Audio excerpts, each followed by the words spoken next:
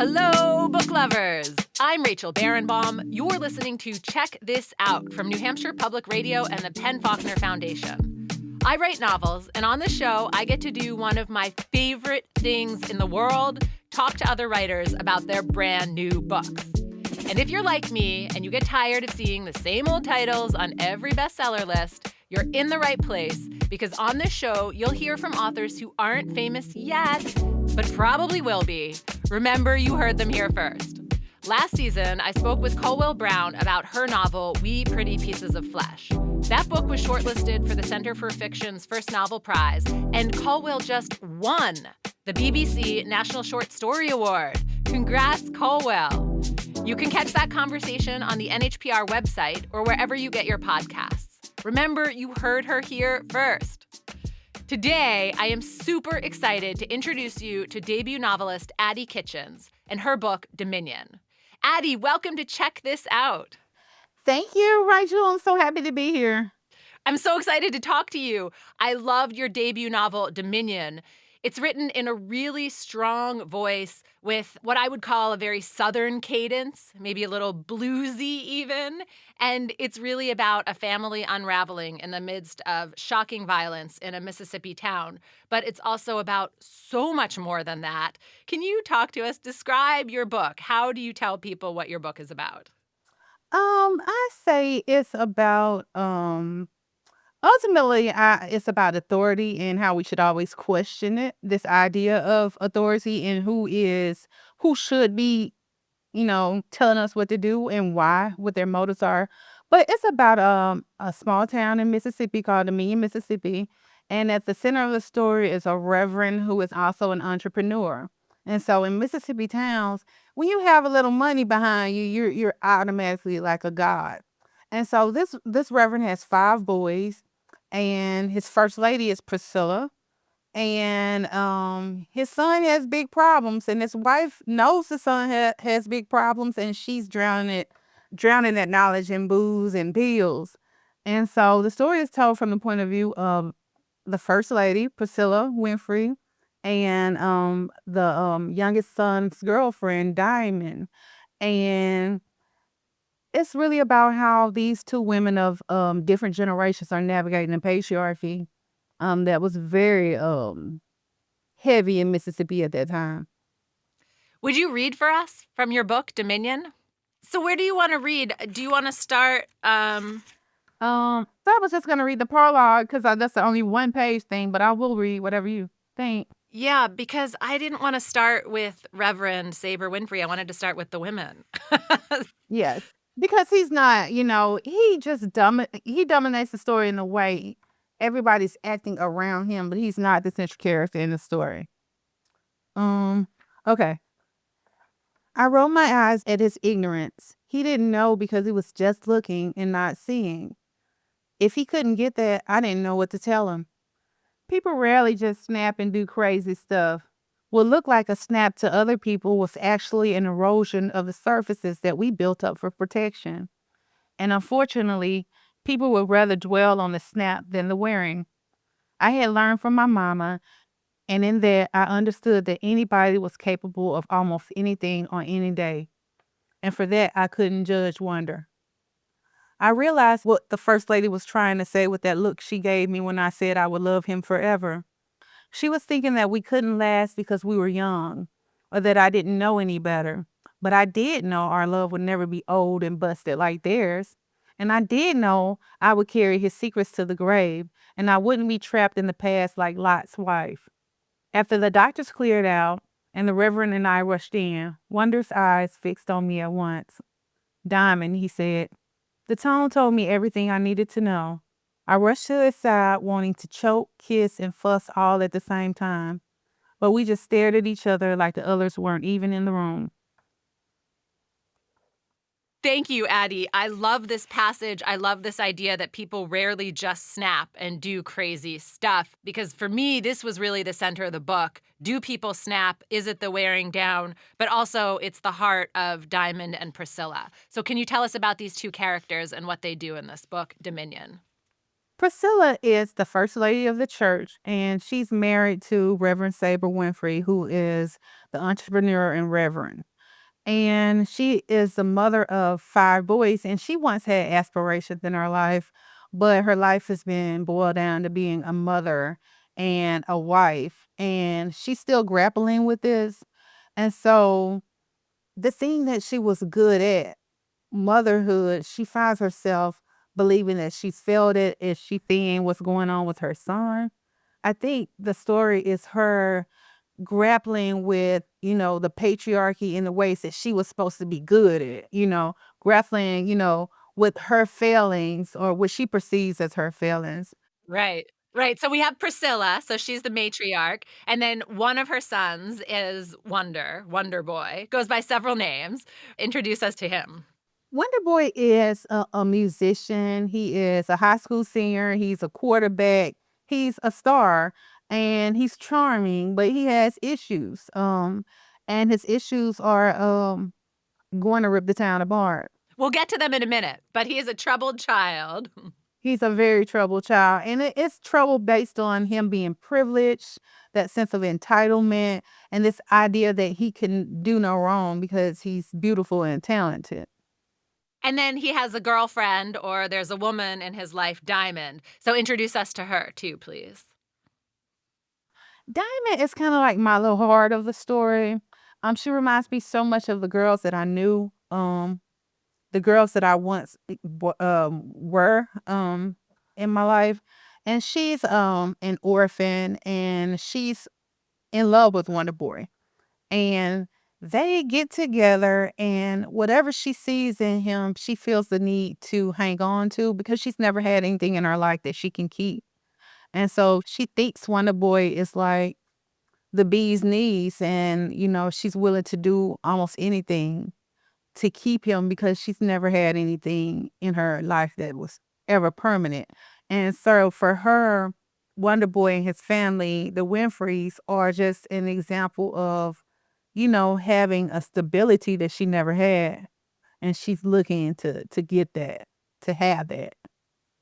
And from the beginning, from the very first page of this book, your debut novel, Dominion, there's a darkness that's really hanging over Dominion, over every character. And before we dig in and talk about that, I want to warn our listeners that we are going to talk about abuse, rape, and addiction. And if you are struggling with any of this, you can text BEGIN, BEGIN, to 88788, the National Domestic Violence Hotline, if you need help. So, Addie Citchens, let's talk about this darkness that is hanging over your characters. So, Priscilla, the mother, the matriarch, she's an addict, she's an alcoholic, but she senses that her son, Wonder Boy, like there's darkness in him, that there's something really wrong with him. And at the same time, people just call her crazy and dismiss her. Let's talk about that darkness that she senses. So there's an incident in the beginning of the story where she sees him performing a sexual act with his girlfriend Diamond, and his posturing and how Accidentally. She accidentally sees it. accidentally she accidentally walks in on it. And, she's watching and she senses that something is not, she says in the novel that she gets teenage curiosity. She gets that idea, but that wasn't that. It felt hard. And it felt like something that, she didn't want to see in her child. And so once she sees it, things start coming, the pieces start falling into place for her. Um, and so, like this darkness in the story, there's like this juxtaposition. I'm from Clarksville, Mississippi, and the man follows a lot of those little delta towns I knew when I was young in Mississippi, and they're poverty stricken places, but there's also this rich historical legacy of the blues, and you feel the genius in the air. You feel that music in the air, but you also feel the pain. And I think I wanted the meme to kind of reflect that juxtaposition of genius and pain, the darkness, because the blues came from darkness. So I think, that's what I wanted to infusing all the characters and in the situation that this idea of all of this going on at the same time. Like two things can be true at once. And what are those two things? He is a charming, athletic, handsome young man, a smart young man, talented young man. But he's also, I don't know, I'm not a psychiatrist, but he's a psychopath. And I've often told people that I watched American Psycho a couple of times before I rewrote when I was in the editing process, and I wanted to infuse that kind of flat um deadpan type of violence that Christian Bale had in that movie into Wonder Boy. And I think, he came off kind of like that. He did, because we learned pretty early on that he's a rapist and that he forces himself on women from a very early age. Yes. And yet, on the outside, he's shiny, right? He's handsome, great athlete, all this, everything going for him. But this darkness and his this deadpan to him that you just did so well. Yeah, and see, like, that's the thing. Like, I remember going to Florida State and writing something very similar to what I wrote in that first section of the novel with him raping the young girl. And it's kind of like, and I hate to say this, but they had to tell me it was rape. This is just how, for me as a child, I grew up understanding that I was responsible for everything for my body. And I was even responsible for boys, for men, or anybody being attracted to my body, however small it is.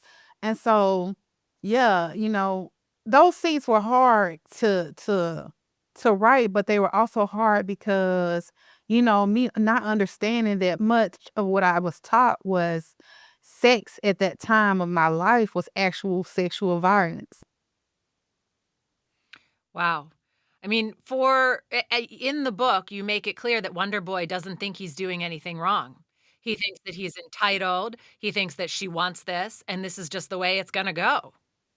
And he moves through his entire life in this way. And even when you go toward the end, when he starts making mistakes, you see how his privilege and his entitlement make him a prey himself. Because he's so accustomed to doing what he wanted. He's so accustomed to understanding other people's bodies is just something he can grab or take. And that would want to be taken by him would be, pleased to be taken by him. And so, yeah, Yeah. that's what it. And I keep thinking about what you just said, that when you were growing up or until you got to Florida State, you had been taught that, it was your fault, right? Sexual violence. And if that happened to you, it's your fault. And I'm just still stuck on that because I think so many women are still taught that. That is an ingrained thing. Don't dress that way if you don't want to, invite that kind of attention. Don't go to that kind of club. Don't drink alcohol if don't want this. Why would you go with him? What did you think would happen? Like, "Oh, I'm psychic now?" Like, at this point, if it wasn't public radio, this would be the point where I started cursing in frustration. Like, it's you're supposed to know their motives, even though you're supposed to trust them as well. Like, it's wild. Yeah. Even the father of one of the victims who was raped. That's why. Yeah. Even he doesn't believe his own daughter. And he wants to believe her. But, it's all about, like, at that part of my life in that small town, it was all about image and what people thought of you, what other people thought of you, and what other people thought of your children is what they thought of you. If you had children that ran amok, then you weren't a good parent, you weren't even a good person because you couldn't even raise your kids right. So, also, I'm on that Gen X millennial, cusp where, kids are still running wild in the, streets. We were still, put out of the house and not asked to come in till the street lights come in. We were running. So it was free range parenting at that time. But like Right, where the message came out, "It's 10 o'clock. Do you know where your kids are?" That right, exactly. Right. I'm Rachel Barenbaum. You're listening to Check This Out from New Hampshire Public Radio. My guest today is Addie Citchens, and we are talking about her debut novel, Dominion. There is some very, very heavy stuff in here, Addie, and we've talked about how Wonder Boy is a rapist, and yet he doesn't even recognize that. And his victims, the women that he forces himself on, don't necessarily, I think that either. They think it's their fault, and they're ashamed, and they're afraid to talk about it.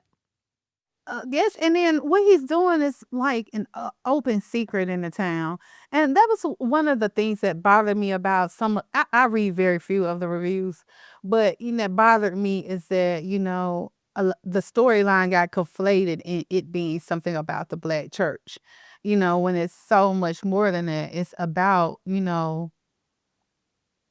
how women's bodies are disposable, even from the people, even according to the people that love us. Like one of the girls whose father didn't believe her after they suggest. So it's that thing of it's about the black female body and how it's just something to be used and discarded in this. It's disposable, and I wanted people to get more of that idea of it, rather than just it being something about the church. Yeah, it's about the church, but it's about the church, how the church lends itself to making these things like sexual assault commonplace, making that shameful.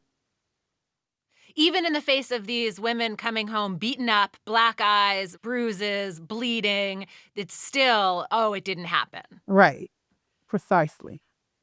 And interestingly, you set this right before social media also. So you have teenagers doing horrible things, making bad decisions, and there's no record of it. Right. So why set it then? Why right on the cusp, right before social media? Just because, first of all, I wrote this in the time where kids, I don't think the first draft of this novel came out anywhere between 2012 and 2014. I wrote it up in like 6 months and it had been sitting for like a decade.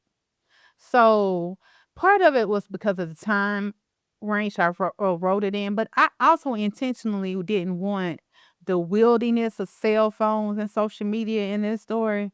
I wanted it to be a little more simple. Also, because I don't know, I say sometimes that I might be psychologically set still back in that time, something like traumatic, like might keep me in that time. And so I really wanted to explore that because that was the time before a lot of people became aware of things, like aware that people needed to be inclusive or aware that it's all right to be you. It's all right to be your whatever sexuality you express, on the spectrum of sexuality. It's all right to be open about your pain. So it's a time before we got to a time where we were kinder people to each other and now we're no longer that. But it was that time before that. And so I really wanted to show how ideas about things were different then, very different. I want to circle back to Priscilla. So she is the first lady of the church. For me, this was really where the church came in, right? It's called Dominion, and that her husband is the reverend, and he's looked up to for that, and also because he's a wealthy entrepreneur in this Mississippi town. But she is dismissed too. People just call her crazy or a pillhead. But she had a really bad accident as a child, and her hip was, I presume, crushed or something horrible happened. So she has lifelong pain, and yet she's always dismissed. Let's talk about how people just write her off throughout the book. She's done some things that have been seen as wacky to the community, and they've been writing her off since then. But when there, and I actually kind of made this a portrait of a first lady slash preacher relationship that I knew, and loosely based on that, and yeah, she's basically dismissed because she's a woman, and she's not um She's not like her husband. She's not stoic like him. She's not that. She's an emotional feeling person that she's been trying to block. And so because she's been doing drugs and drinking so long, people like, what they say, drunk people and babies speak the truth. People tend to dismiss her because of that, but a lot of what she's doing is in her way trying to help. She's trying to, change things in her way, in her very small ways that she feels appropriate. Because she's someone that'll never go up against her husband publicly in the beginning of the story. So, it's the only way. It's like I also say, like, my mom is ordained, an ordained minister, but there's still parts of our city where she can't stand in the pulpit unless it's to clean it. Wow. So Because she's a woman. because she's a woman. So that's very much still the same reason, Priscilla was being dismissed. It's still a very misogynistic boys club still to this day, and it's 2025. So, one of the things that she does for her husband is every week she writes up these sort of notes or worksheets. It's called From the Minister's Desk, and they're sort of his notes for what he's going to talk about at the Sunday service. And in one of them, I love she's caught on this question: I want to know who is worthy. Right.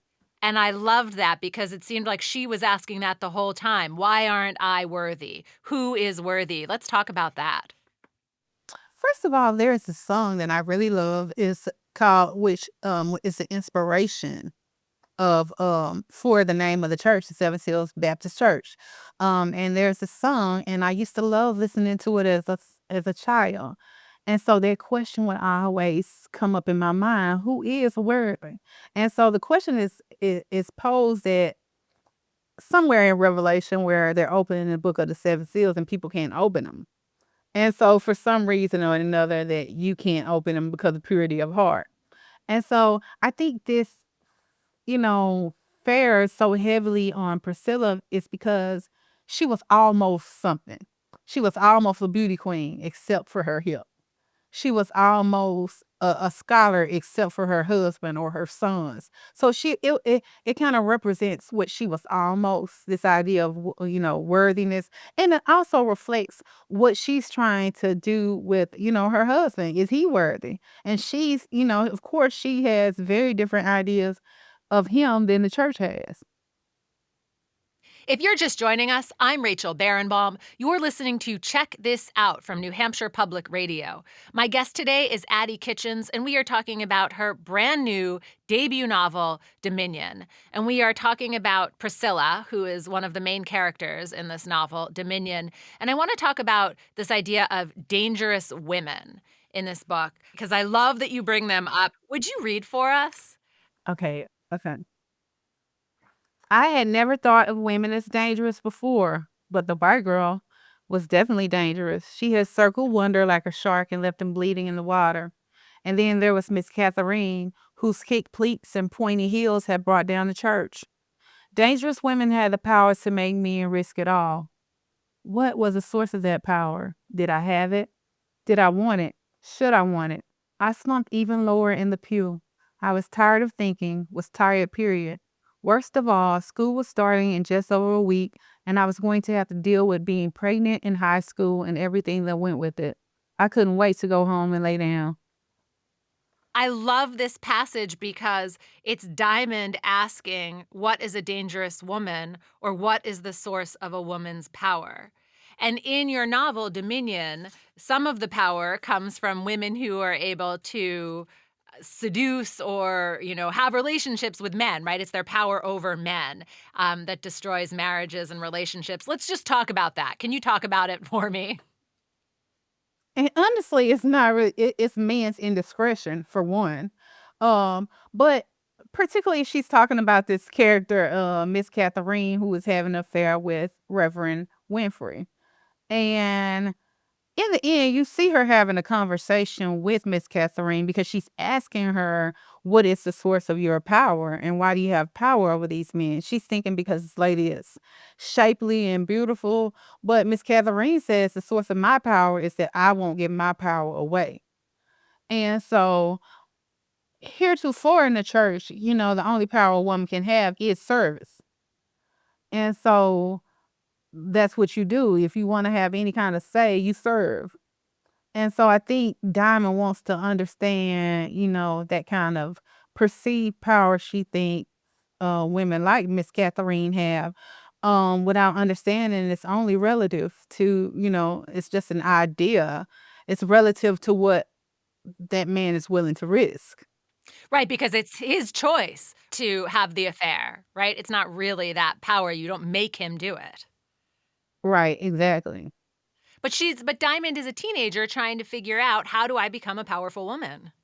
Right, and all she knows is women, who don't do anything but serve, who love, love, love, love, love, who yearn, and so she knows that's not powerful though. To be in need of them is not powerful. So she wants to understand how she can become powerful in a way that other women have exhibited.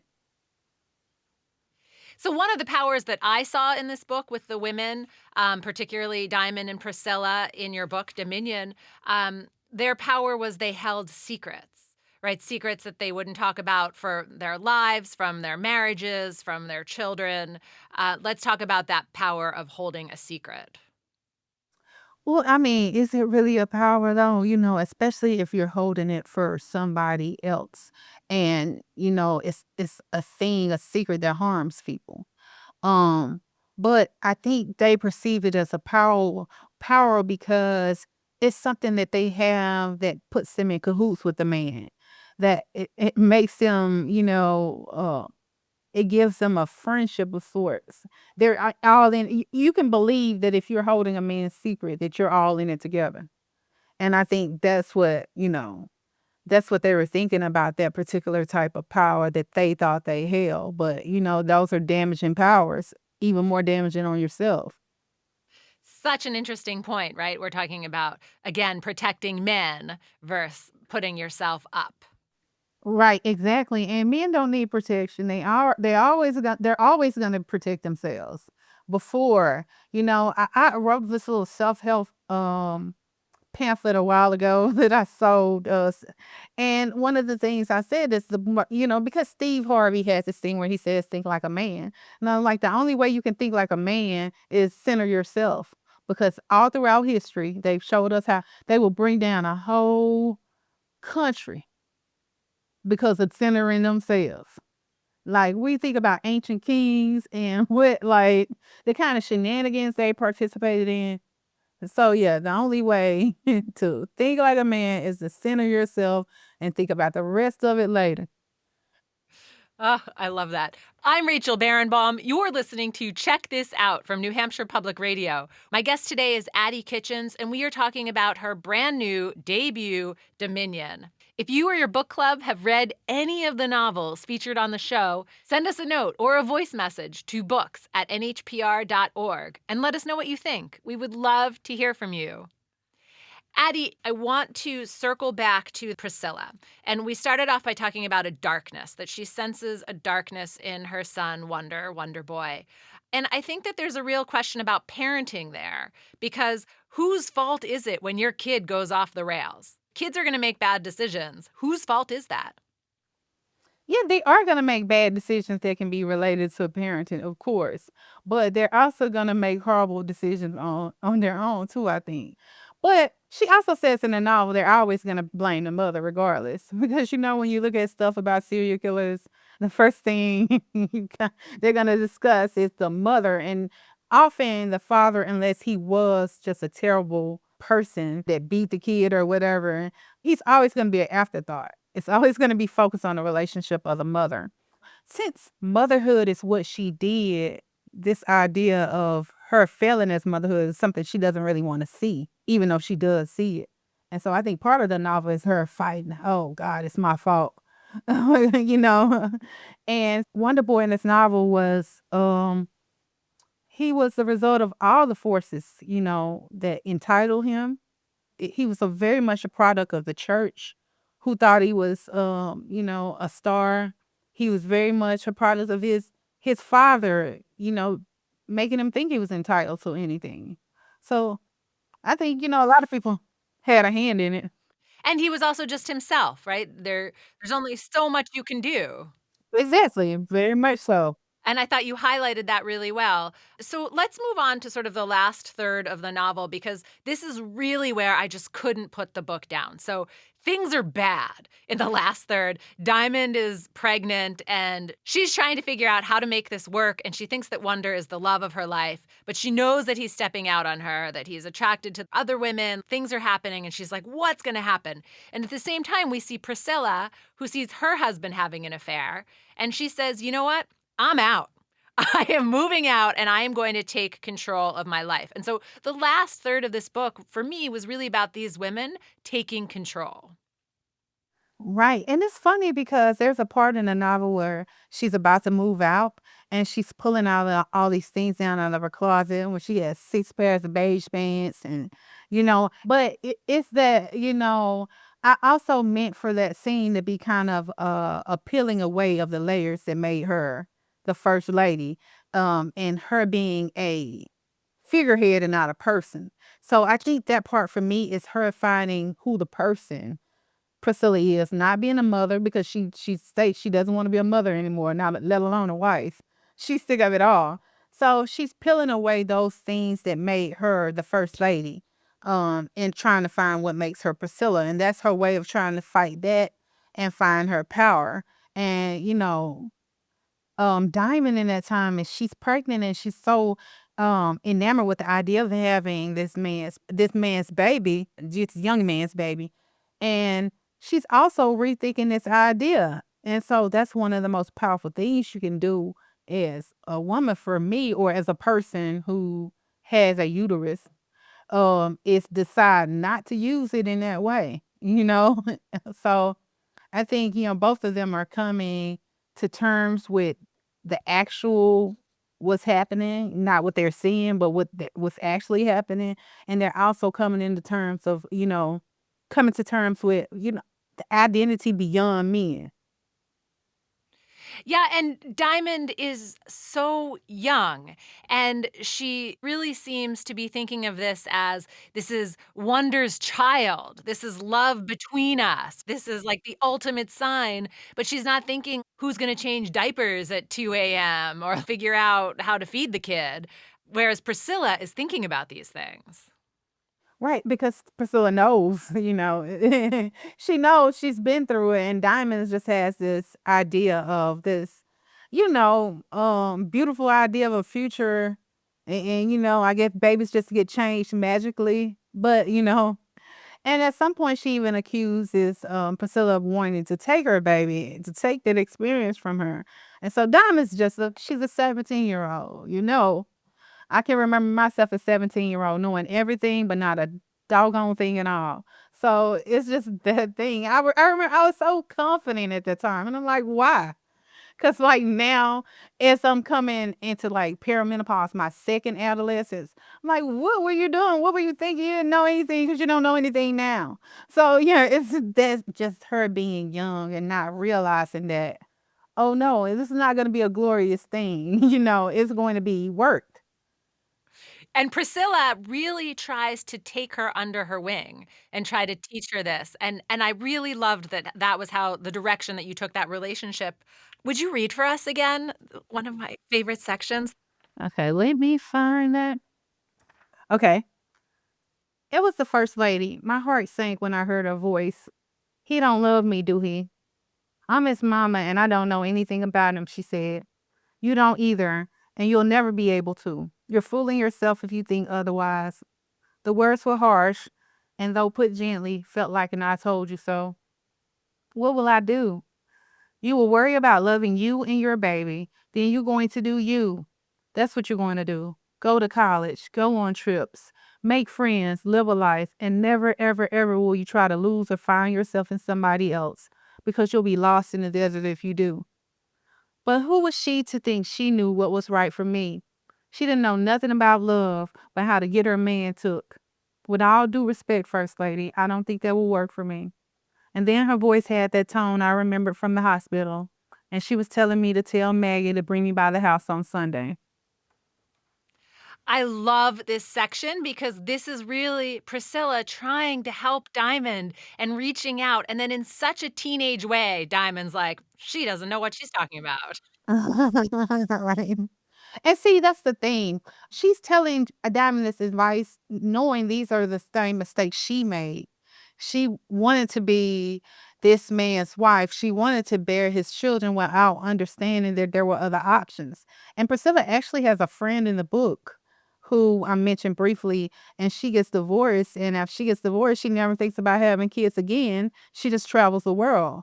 And Priscilla thinks maybe I should go because she's always telling her, come here with me, come there. And Priscilla never goes. And so she's trying to tell Diamond there's a world outside of being a wife and mother, and he may want to experience that. Yeah. I mean, you show very clearly that the men in this book have second chances, third chances, fourth chances, and this is the moment where the women might have their second chance. Right. And you have to take your second chance though. Right. You have to be brave enough to take it because men don't ask for second chances often. We see it all the time in politics, or we see it all the time where they'll make a half baked apology and get to do something else and get to start over again. This is their attempts of taking their second chances at life, rewriting what they thought had to be.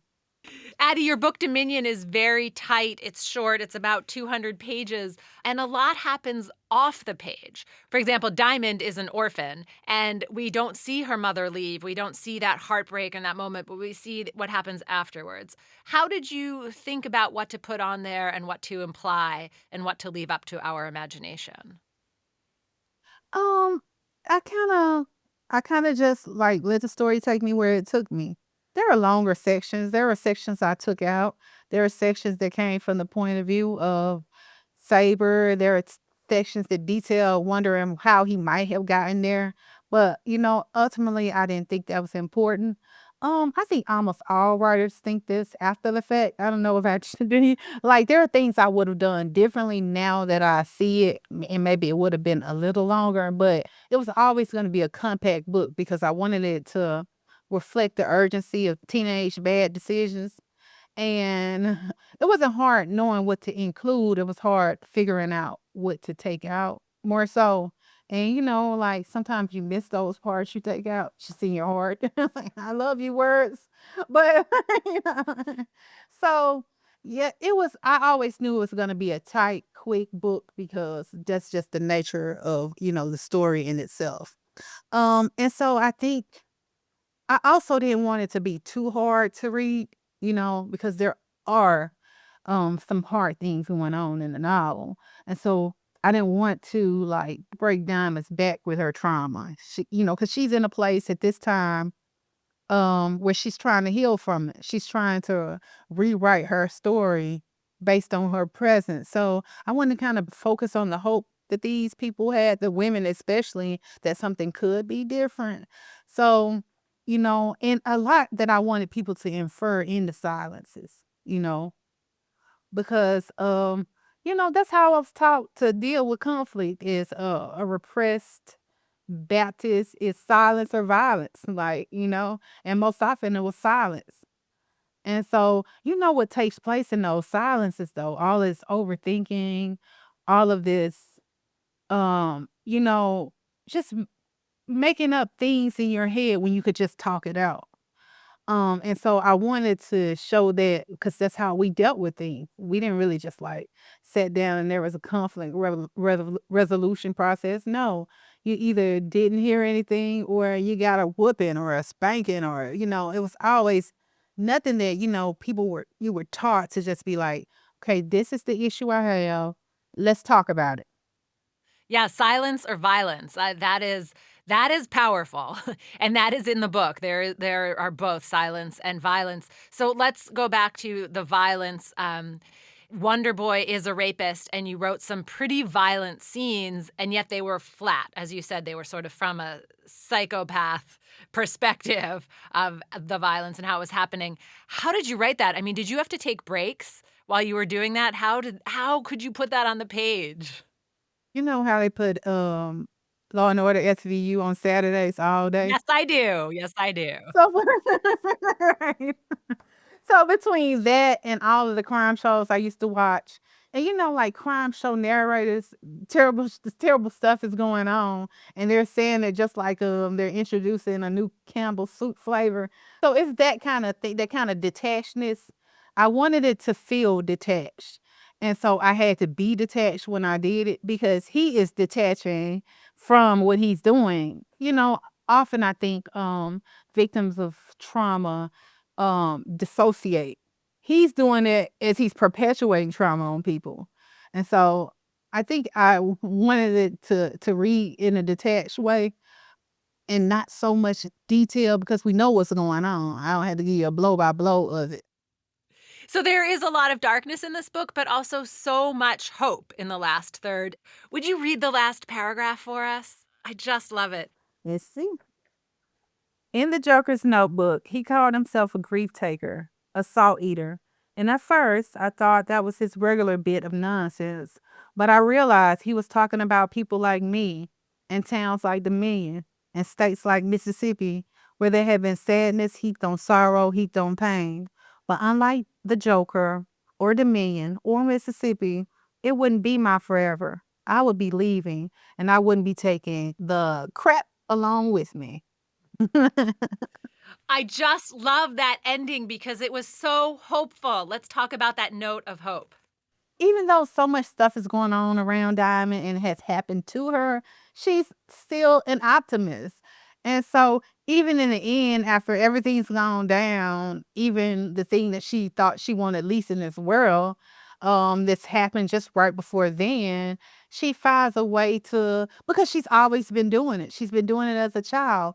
And so, when things have been going bad so long, sometimes all you can go is up. And so, she's always looking for a up. She's never denied that there can be an up. So yeah, she's very hopeful, and I like that for her. You know, Diamond is one of those characters that she just stays with me every day. I imagine her having her hope to get something solid for her. If you're just joining me, I'm Rachel Barenbaum. You're listening to Check This Out from New Hampshire Public Radio. My guest today is Addie Citchens, and we are talking about her brand new debut novel, Dominion. I understand that you are the inaugural recipient of the FSG, Farrar, Straus and Giroux Writers Fellowship. What is that? It is a fellowship designed to help writers, underrepresented writers, with a boost, and they give you $15,000 and they assign you an editor. And once the novel is finished, you give them first look. This draft of this novel was written a long time ago, and I had actually sent it around to agents, and the agents fell in love with the first half but absolutely hated the ending of it. Wait, that was my favorite part. How could they hate the There ending? was a different ending. Okay. So there's an original draft. Once I got the FSG fellowship, and the editor asked me one question, and she's like, "Is this novel saying what you want it to say?" And I was like, "Absolutely not." And so I also had to have the life experiences that I had between 2012 and 2022 to be able to write this correct ending on the novel, because I was still getting out of this way where I was centering patriarchal ideas in my own life. I had to decenter this patriarchal ideas that most women or most non-men carry in order to survive. So once I was able to do that, and the fellowship, I think maybe eventually I would have gotten back to this novel, but I don't know that it would have come out the way that it did had I not been asked the question. So did you apply for that fellowship or did you have an agent submit for you? I applied. I didn't even have an agent. Like, I got a story in New York, and everybody's like, "You had an agent do that." No, I didn't even have an agent then. I went to the slush pile. Wow. So Hold on. You got into the New Yorker through the slush pile. through the online slush pile. Like, well, I had sent in another story, and they were like, "This story isn't for us, but we like the voice, we like the writing," and so they hooked me up with somebody from there, and I was going back and forth with them, and then I found this story that I had written a long time ago too, the story that ended up in the New Yorker, and I found that story and I sent it to them, and they loved it, and that was like one of the my favorite things I ever wrote. I just want to stress how unbelievable that is, that your writing is so strong that you got pulled out of the New Yorker slush pile and pulled out of the FSG slush pile. Congratulations. Wow. But I'm 45, so I've been doing this a long time in isolation and just kind of, not really having a real writers community, which I really kind of regret. I wish I had, people around me more that did this and understood, the process and how irritating it could be, how it makes you want to snatch every one of your fingers off so you can't write anymore, that kind of thing. So, so yeah, so people think it's just like something that happens suddenly. No, I've been writing in the background forever. It's just being discovered now. So this book, Dominion, really felt like a letter to your church or your community. Like, to me, it felt very personal, like you were writing from your heart to your heart. Is that what it was? And was very personal for me. I grew up in the church. I was always in the church. I was reading in church. I was reading Harlequin romances a lot at the time. From the time I was like fourth grade to like eighth, that was my jam. I was reading, about thriving members and stuff. So yeah, it was a love letter and a cautionary tale. Like, this is what it was. Even there's a scene with the heaven and hell banquet. I love that Saints and Sinners banquet. I had never heard of that before. Can you just briefly tell us what that was? Because that was like, wow, a wow moment for me. They used to call it, I think I call it heaven and hell in the book, but they used to have a saints and sinners banquet. And I have to tell the story, forgive me, mama. In the banquet, you can either go to heaven or hell. And heaven has stuff like baked chicken and string beans and angel food cake. And hell had devil's food cake. And you can get fried fish and stuff. And most people would go to hell. It was because they wanted the fried fish and the devil's food cake. And I just remember in vivid memory of my mama going one year and she had on these black stockings. And the stockings had bows going up the back of the leg. And I was like, Mama, you going to hell with them stockings on. Like, she always got a ticket to heaven. Because you pay like twice as much to go to hell, right? Right. You pay twice as much to go to heaven and get nasty food. So that You have said that people talk about Dominion as a church novel. I did not read it that way, and I was so surprised that you just said that. Why are people calling it a church novel? I guess because I think because the story is so much influenced by the Reverend, but he's not a central character. I think people kind of get caught up in him. And I think people are like, I'm from Mississippi, I'm a writer, I'm a woman. I think it's so easy for people, especially people in higher places, to conflate the ideas in and out to something simple when it's so much more. It's about victimhood, it's about predators, it's about the patriarchy, it's about misogyny, it's about who we call leaders and why we being them leaders. And it's about Priscilla and Diamond. Right, it is entire story is about Priscilla and Diamond. They're just it's the story of them navigating the cage of the patriarchy they were placed in. I just want people to read a little more closely than what it's not what you think. The novel isn't what you think. Addie Citchens, thank you so much for joining me today on Check This Out. Thank you for having me, Rachel. It was super fun. I'm Rachel Barenbaum, author of the novels A Bend in the Stars and Atomic Anna. You've been listening to Check This Out, a show where I get to do one of my favorite things in the world, talk to other writers about their brand new books. Check This Out is a partnership between New Hampshire Public Radio and the Penn Faulkner Foundation. I'll be back next week with another new author you should not miss. Our producer is Jessica Hunt. NHPR's program director is Emily Quirk. Our partner, the Penn Faulkner Foundation's mission is to champion the breadth and power of fiction in America. The show is sponsored by C&S Wholesale Grocers Family of Companies, the podcast Totally Booked with Zibby and Zibby's Bookshop, and the Jack and Dorothy Byrne Foundation. Remember to go to your local library or bookstore and check out all the books that we're talking about this season. Thank you so much for listening. Read on.